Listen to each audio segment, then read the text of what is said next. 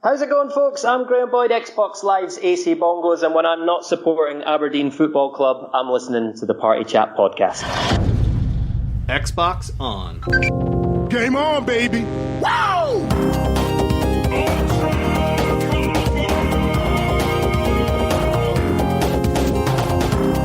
Don't make a girl a promise you can't keep.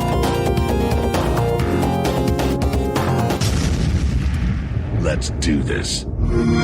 Hello and welcome to the Party Chat podcast, the official podcast of the Xbox One subreddit. I'm your host, Ross Miller, and this week I'm joined by everyone's favourite queen of cosplay. It's Carina. Hey. That was very enthusiastic. I know. I was trying to think about. I need a better entrance. You need a better entrance? No, not from your side. From my side. I just always say hey, and I'm like, it's a bit boring. All right. Okay. I just don't know. I'll come up with something. No problem. Someone else is going to host, so I can actually say once. You know, just come in with my nice little entrance. That would be quite nice. Just for the once. And also a Lord and savoury snack. It's delicious cheese. Hi. Hi. Wait, no. What is it? Hey now. Hey now. Everyone seems to go with that for some bizarre reason. I do not know why Clay. it became a thing, yeah. Talking to Clay, he can't join us this week because he's having a full body wax. So good luck with that. We look forward to seeing the results on Instagram later in the week. But I can't believe that was the first thing you came up with. Yeah, I was thinking about waxing myself. It came up. Oh, right. But anyway, we usually start this podcast with what we have been playing, and I'm going to go to you, Rhys. What have you been playing this week? I've actually been pretty busy this week. I haven't had that much time to play too many games.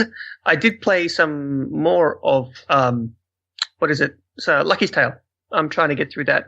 The game is adorbs, I have to say. It's super cute. I really like it. And I also played a little bit more of Ilo Milo. What? Ilo Milo. What is that? Wait, how'd you say it? Ilo Milo. Ilo Milo. Yeah. It's a little Swedish game that came out for the 360, and it's on backwards compatibility, and it's probably one of the most adorable puzzle games you will ever play. There's two little characters called Ilo and Milo, and Ilo and Milo are like these little, like the world is sort of like made out of plushies. Everything is some sort of like stitched together plushie. And they're these cute little alien things with big eyes and like buttons for eyes. And they're really cute. And the game is sort of set in this floating world where everything is on a grid. And you can only move forward, backwards, left and right in in the grid pattern. And the goal is to make Ilo and Milo meet up. So they have to be standing on bricks opposite to one another. And the game has like really twisted gravity, and you have to, it like towards the end, it is seriously brain busting to figure out how to get yourself to make these two dudes meet up, or dude and dudette. But, it's just adorable. I'm so sad they never made a sequel. But yeah, it's on backwards compatibility, so I was playing that. It's adorbs. You're just like, no. Okay, actually that sounds quite interesting. I might have to look into this because I do honestly, like games like this. Yeah. It is, I mean, it's cute and it's adorable, but it's actually also, it's actually kind of dark. It's kind of sad in a lot of, it's made by Swedish developers, and a lot of Nordic games tend to have these really dark undertones. So it's got that going for it, but also it's just a really good puzzle game. It is like seriously brain busting towards the end. Like I 100%ed the game back on the 360, but I spent like 10 minutes just staring, trying to like map out the area in 3D space, trying to figure out exactly where I should go and in what order I should move things. And especially the bonus levels are really hard. So I recommend you look it up. Yeah, I'm going to. ILOMILO. Ilo Milo. I was just looking at images. It looks really like a really old game where you was like a ball and you had to go over blocks. I know the one. And you you're had to talking turn about. the screen, and it was like a PC game, but like a really, really old PC game. It looks really similar, but obviously not as cute. I think that one was more just pixels and bright colours. I remember that game when it was in the arcade. Little PC, and you used to control, it was like a marble, wasn't it? And you used to control the marble with an actual ball. Marble Madness? Marble Madness, that's it. Oh, possibly. I just couldn't remember the name. It really reminds me of that. On the front of the arcade machine, there was a giant ball, and you had to roll the ball in the direction of how you wanted to move it. Really? Yeah. I never saw that. That was many a British seaside favourite. That and Moonraker. Won't go into any more detail about that. But Carina, Carina, what have you been playing this week? I have been still living the pan life with the chicken dinners. All I have been playing non-stop is PUBG, although I don't think I've got any chicken dinners this week. But no, I'm getting better and better. Still trying to get a duo chicken dinner, but no, I'm a bit It obsessed. doesn't count. Does? Duo does not count. Why does duo not count? You have to get it in solo for it to really mean something. That's the rule. That was my first one. Oh, okay. So in that case, you're all right. Ross? That's what I mean. Oh, right, okay, yeah, we know I've still not had a solo chicken. Yeah, exactly. Yeah. That's why. Have you got a squad one? I've got a squad, I've got a couple of squad, I've got a couple of duo, I've got over a 50% top 10. Oh, sweet. That's really good. It is really, really good. Yeah, like, if we're moving on about what we're playing, I've also still living that pan life, constantly playing PUBG with any spare moments that I get. Although my 7-year-old son had me playing Roblox today. That was fun. Last night, Did you do the pizza parlour? No, I didn't do the pizza parlour. I was doing. Is there a story here? Is there a story here? The pizza parlour? Is it just No, a game you in just Roblox? make pizza and sell it and make money and then make a bigger pizza parlour. And for some reason, it's the only Roblox thing I know. Okay. I'm going to speak to the parents here. I don't know about you, but that game is the best game at taking money out of my wallet I have ever seen. This again? Honestly. Is it a subscription one? No, just they get perks and items if they buy VIP and things like that. It's just designed to take your money off of you. But surprisingly enough, my son was playing a version of Papers, Please, a PC game, where you have to check people's passports. Thought that They was made quite that in interesting. Roblox? They made that game in Roblox. They've made everything. That's great. You can get Friday the 13th, a wee bit of Rocket League, FIFA. It's got everything. How they get away with the licensing and they haven't been shut down, I do not know.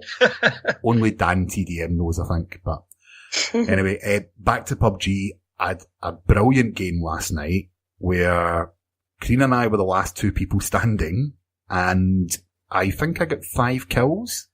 But essentially, I stood in the one place for about 20 minutes just sniping people. Oh, yeah. No, that was really good. Didn't you have, I think, an 8-time scope and literally were just sniping people running on the roofs? Yes. It was exactly. brilliant. Yeah. So, and it's funny, like, 1 minute you're close up with a shotgun, the next minute you're on a roof sniping. The game is so varied, and the fact that you can die at any moment means that PUBG is going to be my game to go to for a very, very long time. But will we find out what's been happening in the subreddit this week? Probably should. Cue the music. You're listening to Xbox One Party Chat Podcast. This week in the subreddit. So this week in the subreddit, something which has been rumoured for a while and is still considered a rumour is that Microsoft is plotting a Fable return. According to so Gaddict1, the user, posted today that Eurogamer are saying that Playground Games are making the next Fable open world game. What do you guys think about that? Are you happy to have more Fable but from a different developer? Well, I think that Carina thinks so that's pretty much speaks for itself. But I'm excited. I did not have any particular attachment to the developers themselves. I always found them to be... See, Fable is charming and fun, but it's never been perfect. You know, for every good decision, there's been 2 bad ones. But it was always the charm of Albion and the people and the settings and the silly stuff that you could do that sort of kept you coming back despite the rough edges, I guess. But I think we can give another developer a shot. At least it's something, right? Like it's Fable again. A lot of people in the comments were discussing where they think, like, if it'll be a reboot or not, because a lot of people have never even heard of Fable, younger people anyway. So I think that's interesting, and I honestly think they might reboot it because the series has had this sort of trademark time jump. Yeah. I saw someone commenting that basically the series goes from, it started in like the medieval era, and then it jumped to like the Renaissance? Yeah, I'm reading a comment verbatim. It just went to the Renaissance, and then it went to the industrial era. And so you can't really go forward from that, right? It doesn't really make sense unless you want magic Fable in the modern era, like in the 80s. That'd be pretty badass. But yeah, so what else can you do but reboot? Yeah, like, for me, this is all going to be about the writers. I think, we can all agree that Playground know how to build worlds. They know how to do mechanics well.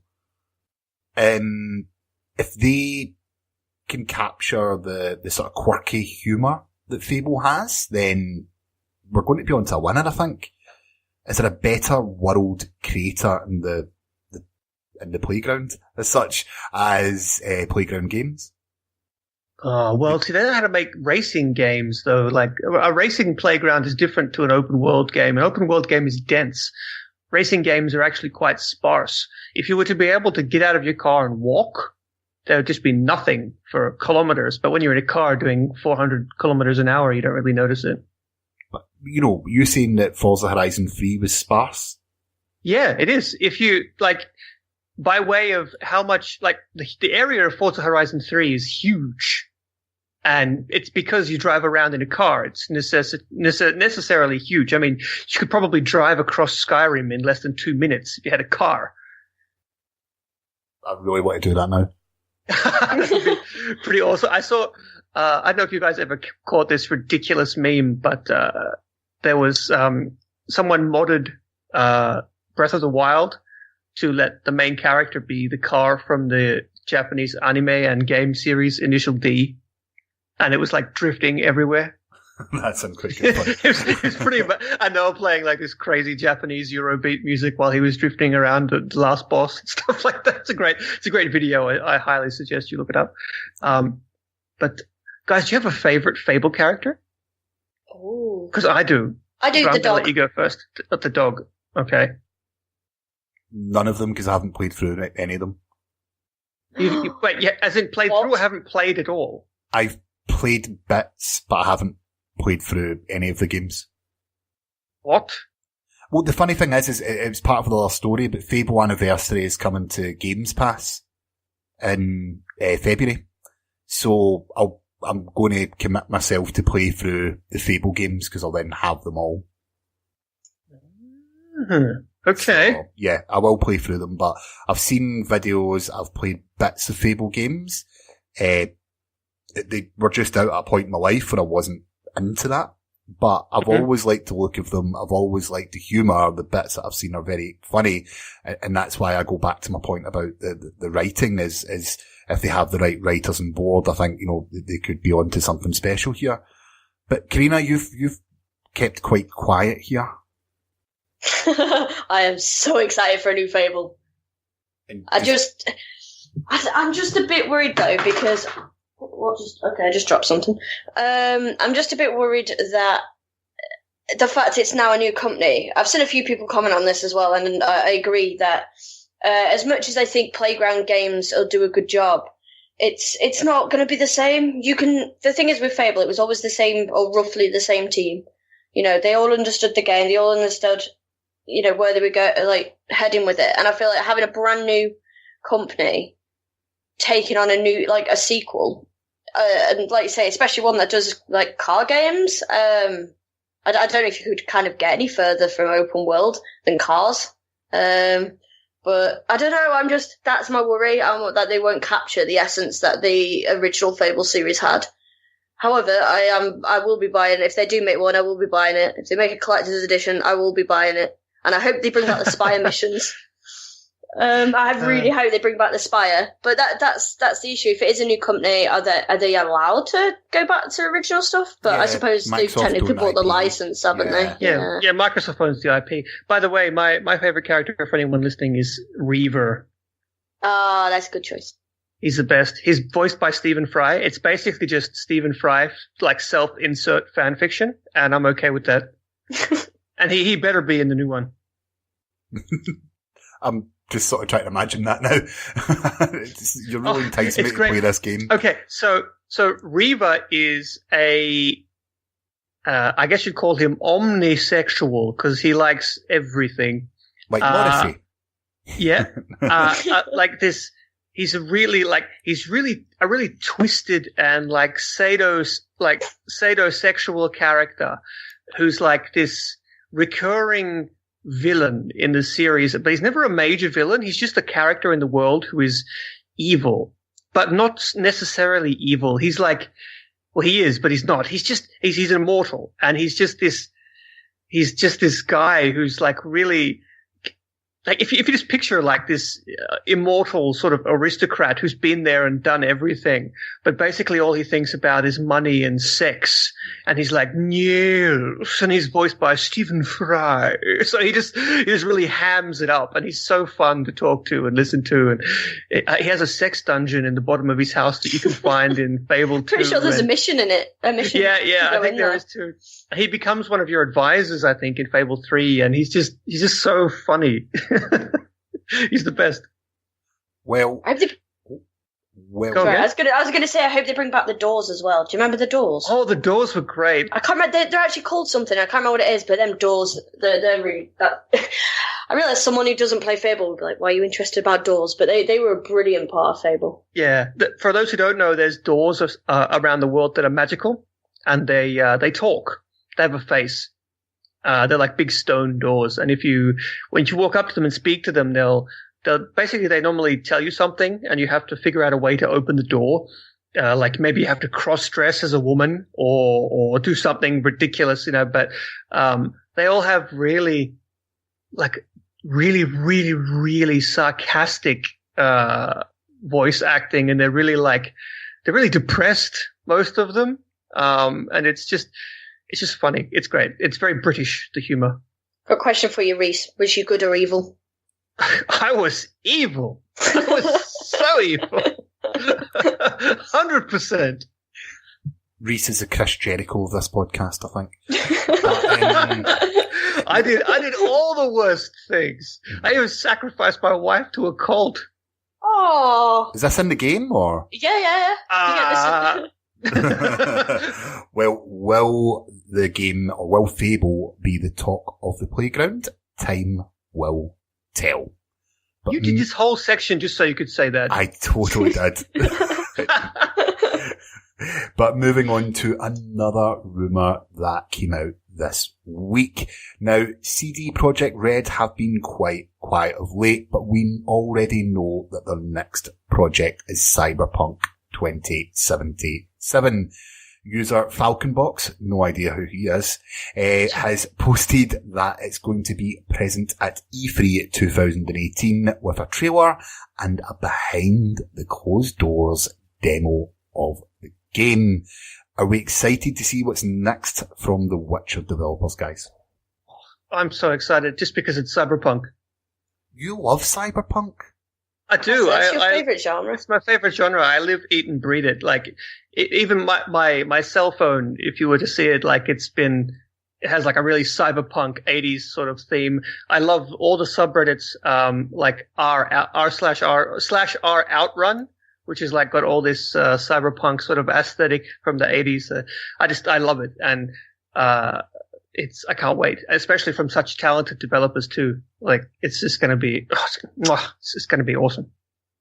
And I think that's what makes it exciting. The developers of The Witcher. Yeah. But I don't know whether to be. I need to see it first. I don't want to get excited about something that I don't know. I need to see something other than they're the ones that tweeted beep, weren't they? Yes, Yeah, they tweeted. There's a I was great like, meme what? that made it to the front page of gaming.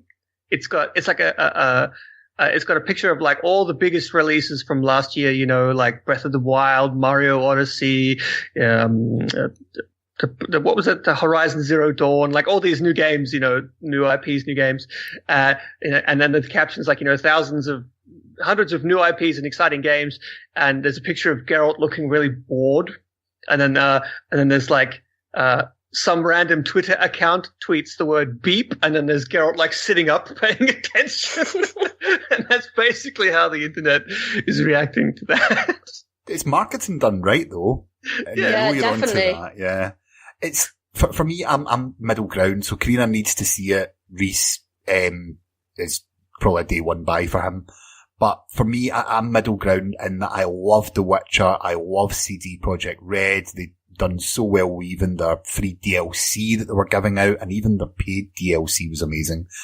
But, you know, for me, I can't wait to see what that studio does next. But I just don't know what Cyberpunk 2077 is all about yet, a bit like Carina, and I need to see more about it before I can jump fully aboard this hype train. So, my concern as well is it going to be an E3 2018 coming 2020? You know, is it going to be miles away? Because that is... When did The Witcher come out? Witcher 3? Oof, what? 3 years ago? Yeah. So they've... Probably 3 they're years small- by the time that, you know, this E3. Yeah. But they're a small team, so maybe they will need a couple more years, because the Witcher games took quite a few years in between. I'm not going to lie, I went through and added lots and lots of people in my LinkedIn that work for CD Projekt Red, just in the off chance I've seen anything coming up.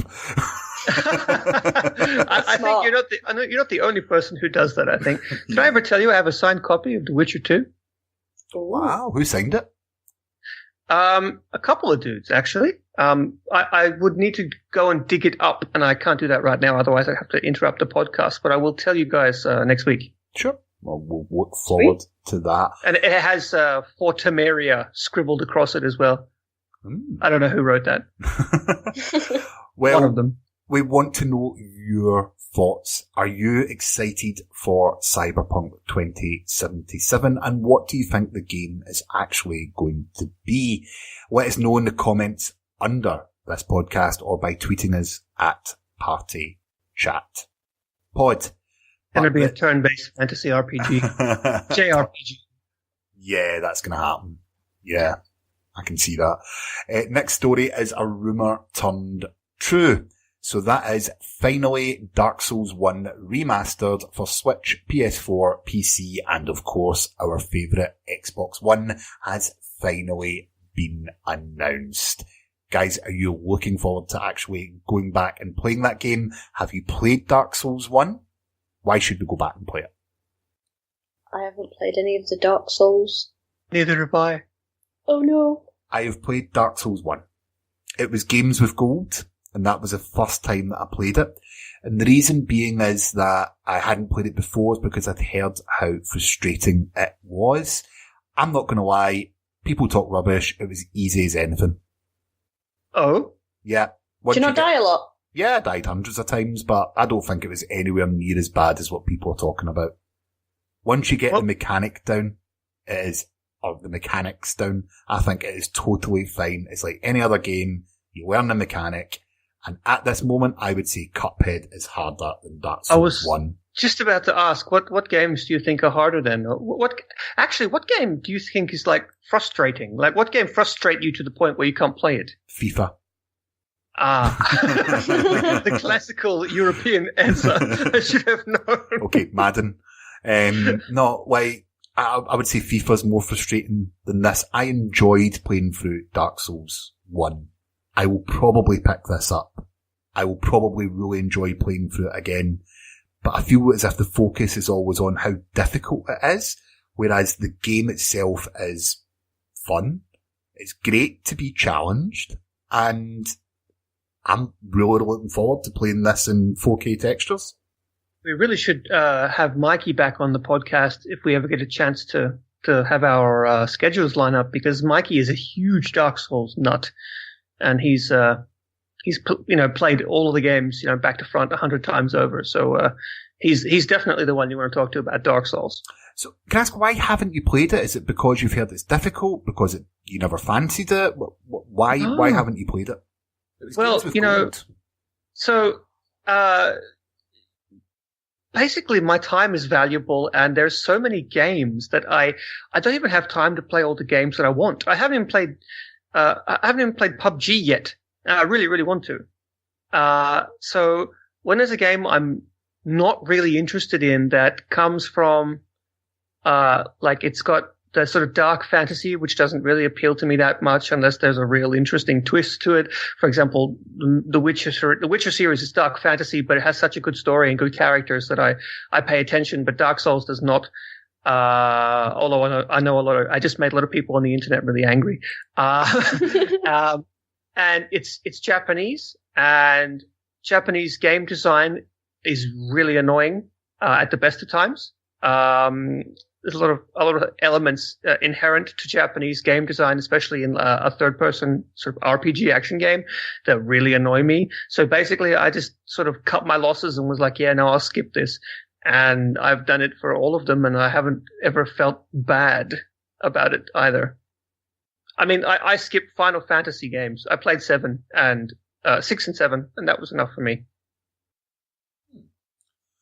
Well, moving on to the next story, and Rhys, this one's a little bit close to home for you. In an interview with Remedy, they stated that the traditional AAA single-player experience is really, really expensive to make, and costs had went up 10 times, and that comes from user Play Me. So, does that mean we're not going to see anything else AAA from Remedy? Well, I actually have heard those exact words from the guys at Remedy, while I was at the studio, just chatting with them. They were all saying that this game is expensive. It's in fact, I think the most expensive video game ever made in Finland. And it's just, they kind of went overboard, I have to say, because, they made a TV series, they hired all these amazing actors, but at the same time, it's true, as games get harder to make, AAA has to have the bleeding edge of graphics and sound and all that sort of stuff. So of course you need a huge team. Like DICE, for example, they have a gigantic team to churn those games, and it still takes them 2 years. And they've got EA's fistfuls of money, and same with Activision Blizzard. They've got the money to do it, but it's costly for sure. And for a small independent developer like Remedy, and I saw a lot of people saying that Remedy is Microsoft's Naughty Dog, and that is just not true. Remedy is a small independent developer, and Microsoft just happened to publish their last 2 games. That's all. Yeah, they don't own the studio. But just to interject, so they went from Max Payne 1 and 2, which didn't have cutscenes other than displaying images on the screen, to Alan Wake with, some acted scenes, to a full-blown TV series. You mentioned Overboard, but they went massively over the top here. Yeah. What did they expect, is what I'm trying to say. Yeah. Well, the thing is, they're not complaining about the cost of the TV series, because that's their thing, right? It's just that, making AAA games is really hard and really expensive for an independent studio. Not very many can pull it off, especially not in Finland, where things are really, really expensive. And Remedy has a huge office. They have their own building in the middle of the forest. It's just out in the middle of nowhere. But Remedy is currently making 2 new games that I know of. One of them is a top-down shooter. It's meant to be an homage to those sort of 80s Hong Kong shoot 'em ups, and it looks a bit like what's that game that everyone loves? That 80s Hotline top-down Miami game, Hotline Miami. Thank you, Ross, with the save. It looks a bit like that. So there's that, but that's not AAA. And they're also doing that thing with the Korean shooter. Yeah, They've been, so that's, I guess you'd call that double A, but I mean, you know, basically Remedy needs to stay afloat.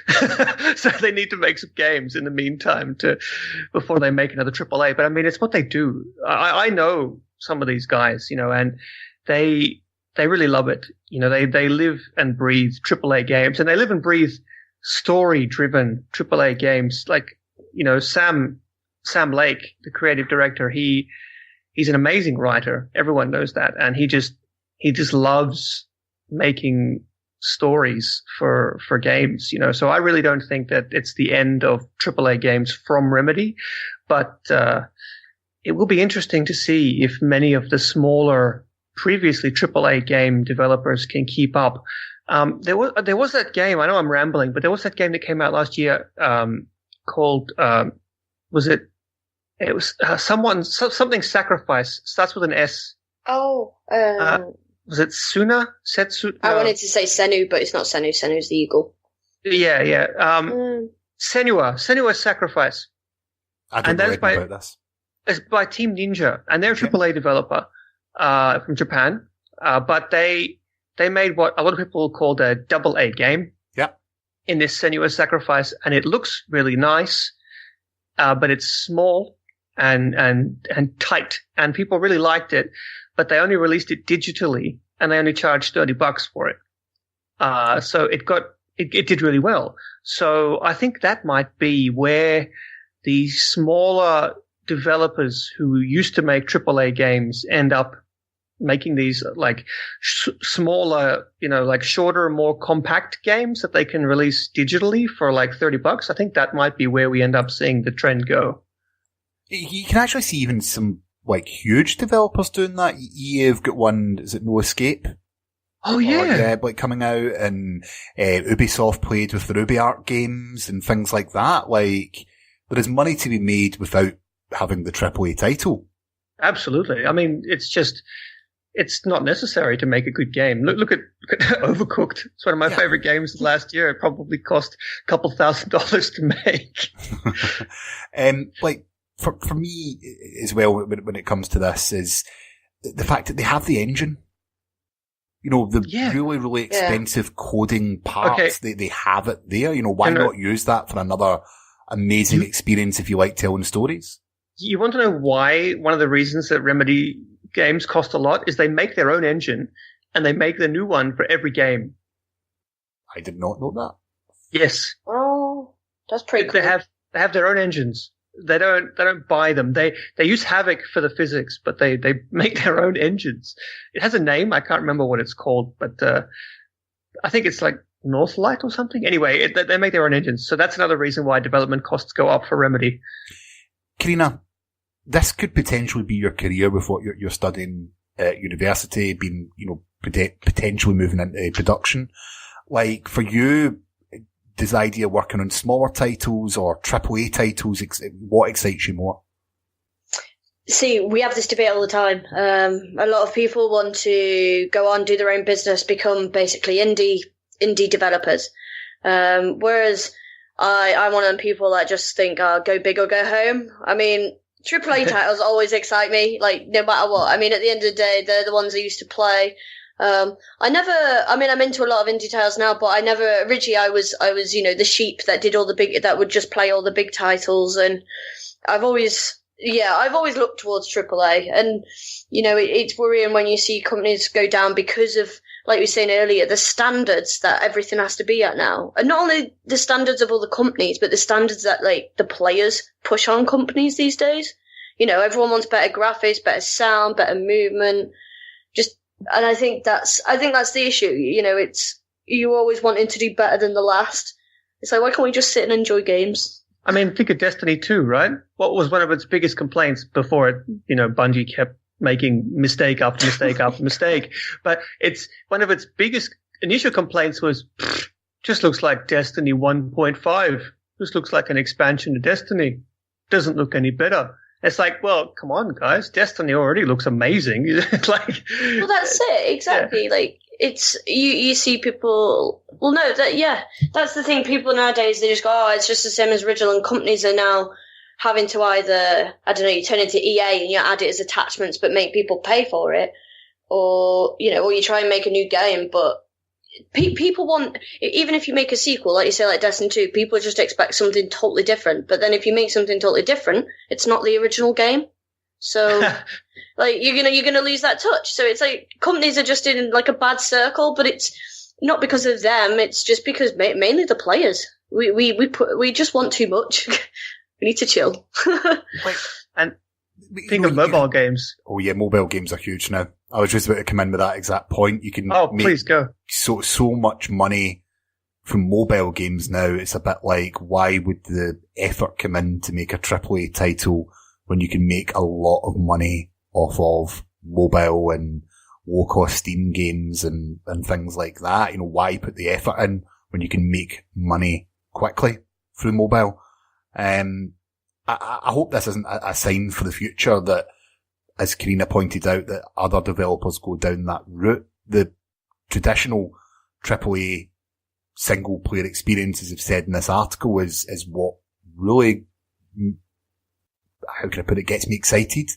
When I seen the trailer even for Destiny 2, or the first time I seen the trailer for Quantum Break, I was amazed. I couldn't wait to play the game. And although some AA games get me excited, recently Observer and last week's Guess even, Observer. Yeah, like these games do get me excited, but there's nothing like an E3 showreel showcasing something amazing. So I hope that we don't just lose that to the huge big companies, because let's face it, they've not been doing too good recently. They haven't. You know what? The way you said that, it just basically clicked in my mind. That AAA games they're like popcorn flicks. They're the Marvel movies of video games. Like, there are a few come out a year. Everyone loves them. They look good. They cost a whole bunch of money to make. Most of the time, they don't even break even, but everyone goes and sees them, right? Unless you're GTA. Unless you're GTA. Unless you're GTA. And then, the AA games are a bit like the medium budget films. And then, of course, indie games are just the same as indie movies, I suppose. I think every kind of game has their place. And I mean, as you said, mobile games, and I said too, think of the Finnish developer Supercell. They're not too far from Remedy, and they have only 130 employees, and they have more daily active users than all three consoles combined.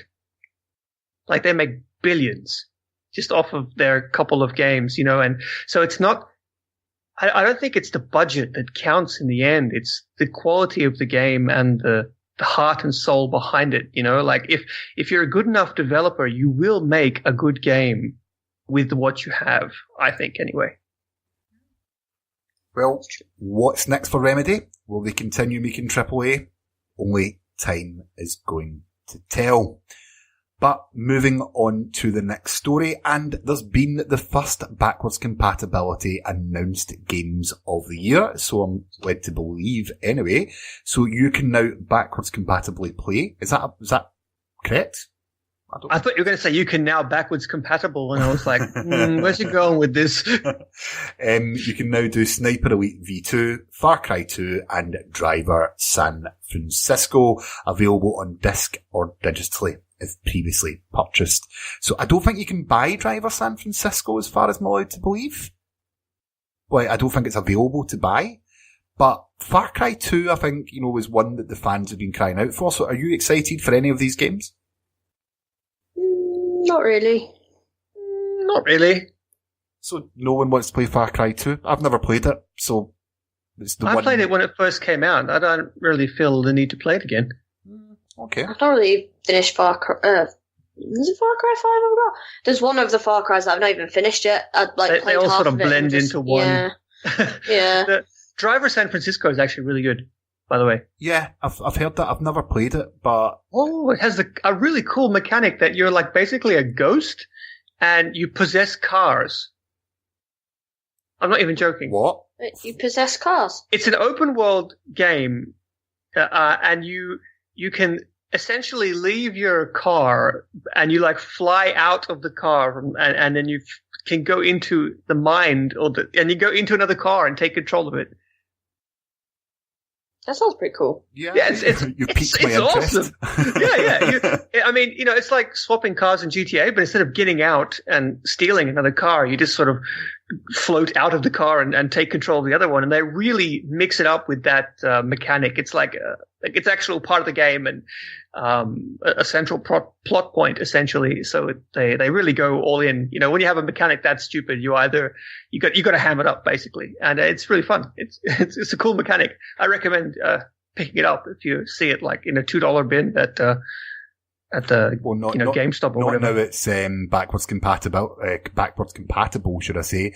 It'll now be priced up to a minimum of $10 or £10 because it's backwards compatible and everyone will be suddenly buying it. Right. As happens with every other BC game. But moving on, this is a big story. Seamus has got his way. Guys, the new Duke controller is available at the end of March at the price in dollars of $69.99. Question, would you pick up the Duke or the Sea of Thieves controller? Sea of Thieves. Sea of Thieves controller. It glows in the dark. Yeah. No, I love the Duke. It's nostalgia and I actually really enjoyed using it, but Sea of Thieves controller is probably the coolest controller I've ever seen. So is this just a nostalgia cash-in or is this going to be... Yes. Okay. Yeah, but it's nostalgia. I mean, I don't think anyone can deny that's what it is. But I mean, hey, why not? Nintendo still sells every single model of their controllers they've ever made, and they sell like gangbusters. How do gangbusters sell? I don't know. I thought I was using British vernacular. I don't know what gangbusters are. Must be American. Clay when you need him. Yeah. Well, I'm actually quite excited for this. Mr. Blackley was talking about this for a very, very long time. There's prototypes on his Twitter that look really, really cool. And I like a bit of nostalgia. So I think if I have some spare cash, I will be picking one of these up purely just to look at, probably not to play with. But the Sea of Thieves controller, bro. Yeah, that's true. It looks so good. Yeah. It glows in the dark. This is true. I want one so bad. You do understand the first thing I'm going to do is just sit there and turning my lights on and off for like 10 minutes. I don't think the controller can do that. Oh. Wait, is it one of them where you've got to collect the light? Because every time I've had stuff where it only glows in the dark when it's got, I don't know, UVs from the lights, I end up melting them. I don't know, maybe we can ask Rhea that question next time we're on, which will probably be next week, not in this podcast. I have the rare Sea of Thieves figurines that glow in the dark too. Yeah, as well, actually. Yeah. I think, don't we all have one? Not sure, but... Karina, do you have one? No. Oh, that's well, us cool kids who have one. They're like little pirate ghosts and they glow in the dark. So, any of you guys getting the new books? Is that Sea of Thieves books? There's two. I've got I've got the art one on pre-order, and I think my mum's getting the Tales of Sea of Thieves for her birthday, so that's also pre-ordered. I don't know if they're releasing anymore. They probably will do. Karina, when Sea of Thieves come out, are your family going to sit about in full pirate gear, fighting over the controller to take a turn? I could arrange it. I do know they're already setting up the Xbox and TV so that we can all play on a game share and play anywhere. Nice. Well, one thing though, if you record a video of it and put it on YouTube, make sure you get more than 1,000 subscribers and 4,000 hours of viewing, because that's the only way you can make any money nowadays. Did you guys get served your notice this morning? I did. It felt like getting served my notice. That email, it was just like, you're fired. That's what it felt like. That leads on to the next story. It is about this YouTube. So for those that don't know this story, it's just dropped today as we record. We're recording this a little bit later than usual, but small content producers, of which in this gaming industry and a lot of Redditors have their own YouTube channels. And now, in order to monetize any of your videos, you have to have 1,000 subscribers, which is fine. But you also have to have 4,000 hours of viewing time recorded in order to even monetize your videos. Now, we know YouTube's lost some sponsors recently, but why is the little guy suffering all of a sudden? Not as if any of us make any money from YouTube, but, you know, is this just a kick in the nuts to small content creators? More or less. Yeah. I think it's awful. I mean, I don't have a YouTube, but I mean, seeing other people, like how everyone's got to start somewhere. If a company's not going to help it, how do they even expect to grow themselves? Not saying YouTube need to grow, but I don't know. YouTube just seems to be going downhill. I don't know. I'm not. We can't all be famous YouTubers like Mr. Parker. Well, yeah. Wait, for me, Rhys, you got videos up on YouTube, okay? At one point, I was into doing videos on YouTube. Would that put you off making more videos for YouTube as a result? It's now the goalposts have been moved before you can even monetize a video? In a word, no, because I wasn't making any money to begin with, because I have so few views. I think my most popular video I ever made only made it to 80,000 views, so I'm not exactly famous. But so I was doing it for fun, just basically to make my friends laugh or whatever. But at the same time, it feels sort of unwelcoming. Like I said, it felt like I was being served my notice. Like this email really read like I had just been fired, and it's not just that they're. Oh, my cat's asking to go out. That's great. It's not just that they're like not letting you monetize, but they're also not letting you use any of the features that you could use as a member of the partnership program. And I think there's a few things that, I think end cards, for example, are a feature of that. Yeah. That's huge.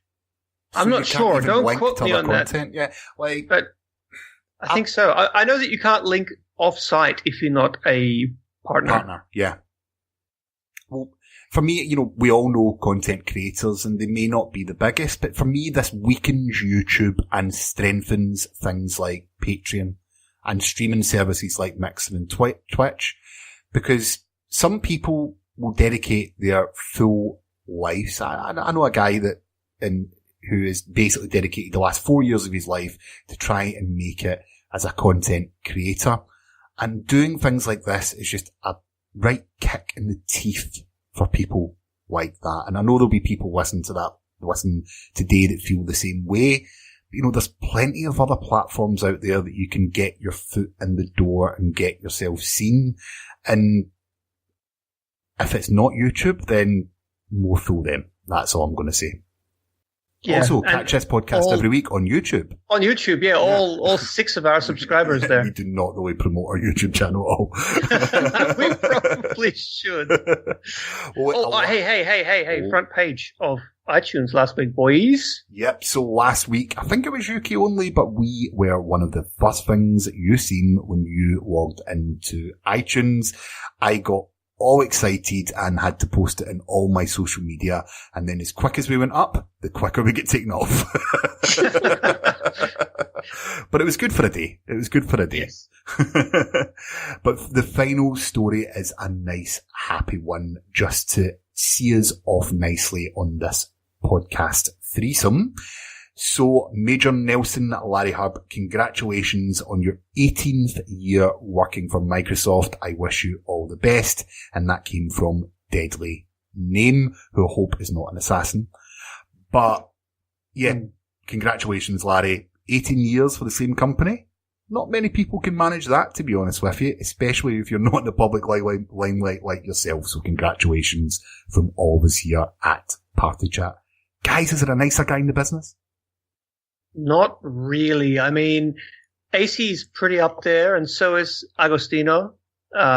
Basically, all the Xbox guys. Emma from Rare is certainly up there, but I don't think there's a nicer person who is that high up the food chain as Larry, because Larry's not just the face of Xbox. He's the director of programming forget the work that he does, don't you? You just see him as being the PR person, but he does so much more. Exactly. And the thing is that, with Larry, he is the face of Xbox, more or less, and he is so busy, but he's always completely genuine. And we have a lot of people ask, I know I have a lot of people ask me, and I'm sure you guys have a lot of people ask you, because we've actually had the privilege of speaking to Larry on several occasions, and they ask us, what he's like. And the truth is, Larry is just Larry. He's genuine, the Major Nelson voice is real. Don't get me wrong, but he's just so, I guess genuine is the only word I can really think of. He's just a really nice guy. I would totally agree with that. About so. I definitely agree too. Yeah. The funny thing is they had a live version of Major Nelson's podcast a couple of weeks ago, and it was a video podcast, and Phil Spencer was on, and then Phil Spencer was on holiday, and a kid came up to him and sort of recognised who Phil Spencer was and asked him if he knew Major Nelson. And if Major Nelson was his boss. So, I think, he's a worldwide figure, and 18 years so far. Let's hope it's 18 more, Larry. For real. Congratulations, Larry. Congratulations. But I think that's a good point to take us out of this week's podcast. So, for another week, Xbox, turn off. You're listening to Xbox One Party Chat Podcast, the official podcast of the Xbox One subreddit. Let's do this.